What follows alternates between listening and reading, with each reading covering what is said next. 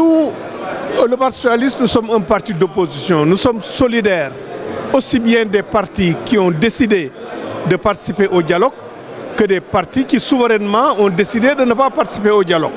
Nous reconnaissons à chaque parti sa libre appréciation des faits. Mais je pense que nous, notre philosophie est que nous devons toujours dialoguer parce que nous avons institué ce dialogue. Le Parti socialiste est un parti qui s'est formé, qui a traversé l'histoire par un dialogue interne. Vous vous souvenez que le Parti socialiste est le résultat de fusion de plusieurs partis politiques au cours de son histoire.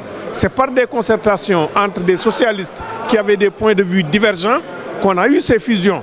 Le Parti socialiste aussi, c'est un parti qui a édifié l'État, qui a bâti la nation sur la base du dialogue. Et nous avons fait progresser la démocratie sénégalaise par le dialogue, notamment au code consensuel de 92. Donc on ne peut être que partisan du dialogue, mais en reconnaissant aux autres formations politiques la libre appréciation de la situation politique pour prendre des décisions en fonction de cette appréciation. Oui, c'est un point qui pose un problème, effectivement. C'est un point qui crée des tensions aujourd'hui au sein de la société. Surtout que, comme on le constate, certaines arrestations sont perçues comme une justice à géométrie variable. Certaines personnes qui sont proches de l'opposition ont été arrêtées pour des faits, pour d'autres faits similaires perpétrés par des gens proches du pouvoir. Ces gens n'ont pas été arrêtés. Au contraire, peut-être quelquefois même, on a évoqué une pathologie soudaine de démence.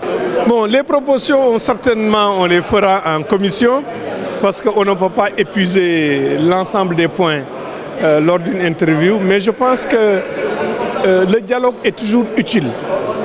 Même s'il y a une tension, parce que même si deux pays sont en guerre, cela finit toujours par un dialogue pour trouver une solution. Donc je pense que c'est toujours utile. Maintenant, il y a eu des gens qui ont eu des doutes, qui ont eu il y a eu un problème de confiance qui s'est posé sur certains points. Et c'est légitime aussi, parce que le pouvoir est en train de poser des actes qui peuvent peut-être donner à interprétation. Maintenant, sur le système politique, il faudra discuter. Ma conviction est que notre pays est stable. Nous avons un régime politique qui a permis de garantir la stabilité politique et un système démocratique qui est fiable.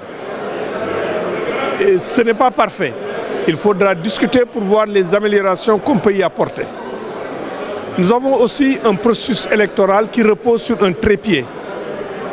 L'administration centrale est déconcentrée, la Sénat, organe de supervision, et la justice, en charge du contentieux et d'une certaine façon aussi de la supervision du processus électoral. Ce trépied a été une architecture qui a permis à notre pays d'organiser des élections libres, transparentes et pacifiques. Ce trépied donc est solide aussi. Maintenant, il faudra aussi apporter des améliorations à la marge.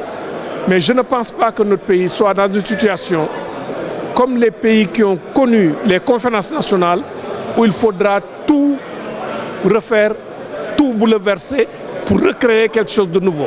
Nous devons nous appuyer sur ces acquis que nous avons qui ont permis d'avoir un pays stable, un pays démocratique pour essayer de les améliorer au vu de l'expérience qu'on a vécue ces dernières années.